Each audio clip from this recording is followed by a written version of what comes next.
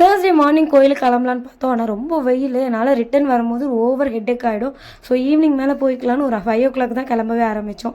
கொரட்டூரில் இருக்க சாய்பாபா கோயிலுக்கு தான் நாங்கள் ஒரு 2 weeks போயிட்டுருக்கோம்.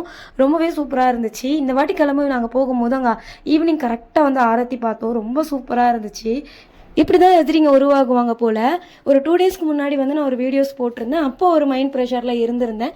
எனக்கு ஒரு ரிலேட்டிவ்ஸால் ஒரு பேட் எக்ஸ்பீரியன்ஸ் அடிக்கடி ஏதாவது ஒன்று நடந்துகிட்டே இருக்கும். நான் அதை வந்து வீடியோவில் ஷேர் பண்ணிடுறேன். ஸோ அதை ஷேர் பண்ணுறப்போ தப்பு பண்ணவங்க ஓகே, அதுக்கு ரியாக்ட் பண்ணுறாங்கன்னா ஓகே.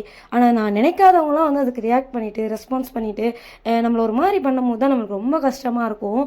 உனக்கு என்னப்பா நீ ஜாலியாக இருக்க, இந்த வார்த்தை கேட்கும்போது ரொம்ப கஷ்டமாக இருக்கும். தனியாக வீட்டில் இருக்கவங்களுக்கு தான் தெரியும். எல்லா வேலையுமே செஞ்சுக்கிட்டே இருப்போம். ஆனால் பேசுகிறதுக்கு யாருமே இருக்க மாட்டாங்க.